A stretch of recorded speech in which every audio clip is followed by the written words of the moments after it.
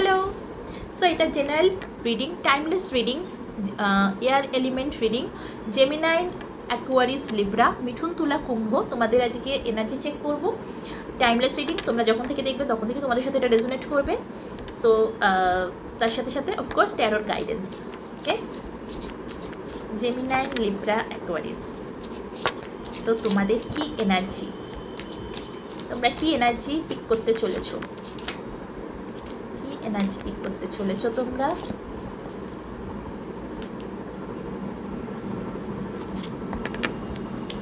ওকে,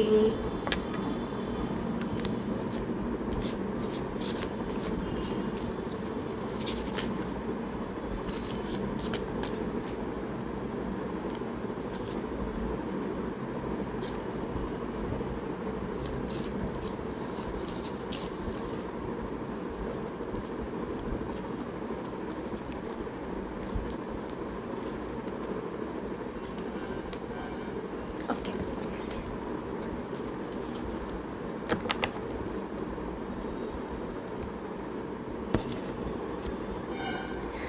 so তোমরা energy যেটা pick করতে চলেছো সেটা হচ্ছে টাকা পয়সার জন্য। হ্যাঁ, তোমাদের না রিলেশনশিপে কিন্তু প্রবলেম আসতে চলেছে, ঠিক আছে? কারণ টাকা পয়সার জন্য তোমাদের হয়তো তোমরা এক্সপেক্ট করছিলে যে তোমাদের ফ্যামিলি তোমাদেরকে হেল্প করবে টাকা পয়সা নিয়ে, ঠিক আছে? বা তোমার লাইফ পার্টনারও হতে পারে, বা তোমরা যারা আনম্যারিড আছো, বিয়ে করবে ঠিক করছো, এরকম লাভার্স যারা আছো তাদেরও হতে পারে। তোমরা টাকা পয়সা নিয়ে প্রবলেম আসবে। এটা মেনলি এটা ফ্যামিলিটাতে আমি বলবো যে তোমরা হয়তো তোমাদের প্যারেন্টসের কাছে বা ফ্যামিলির কাছে হয়তো কোনো টাকার এক্সপেকটেশন রেখেছো যে এই টাকাটা দিলে আমি কোর্সটা করতে পারবো, বা এই টাকাটা পেলে আমি এইটা করতে পারবো, ওটা করতে পারবো। সামহাও তোমার ফ্যামিলি কিন্তু তোমাকে সেটা এফোর্ড করতে পারছে না, প্রোভাইড করতে পারবে না, ঠিক আছে? যার জন্য তুমি কিন্তু খুব ডিসঅ্যাপয়েন্ট ফিল করতে চলেছো, প্রচণ্ড পরিমাণে ডিসঅ্যাপয়েন্ট ফিল করতে চলেছো। তোমার এটা মনে হবে যে এখানে আর হয়তো আমার কোনো ভ্যালু নেই, আমার ফ্যামিলির কাছে আমার কোনো ভ্যালু নেই, আমার পার্টনারের কাছে আমার কোনো ভ্যালু নেই, আমার আমার আমি যাকে ভালোবাসি তার কাছে আমার কোনো ভ্যালু নেই। এরকম তোমরা কিন্তু এরকম একটা এনার্জিতে আসতে চলেছো। তোমাদের জন্য গাইডেন্স হচ্ছে তোমরা যেই এই এনার্জিতে এসে যাবে না, যখনই তোমাদের সঙ্গে এই ইভেন্টটা হবে, তোমরা সঙ্গে সঙ্গে না তোমরা বড্ড রুড হয়ে যাবে তোমার ফ্যামিলির প্রতি, ঠিক আছে? বড্ড রুড হয়ে যাবে।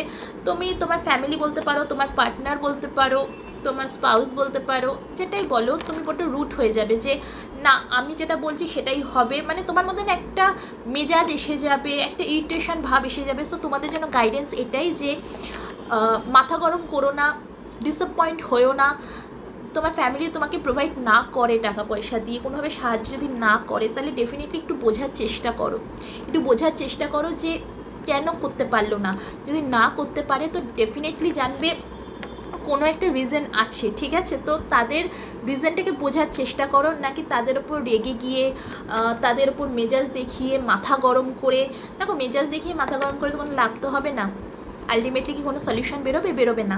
সো তাদের একটু বোঝার চেষ্টা করো, তাদের পয়েন্ট অফ ভিউটা বোঝার চেষ্টা করো, ঠিক আছে? যে মানে কি বলো তো, এটাও আস্তে আস্তে হতে হতে না তুমি একদম একা পড়ে যাবে, তুমি কিন্তু একেবারে পুরোপুরি একা পড়ে যাবে।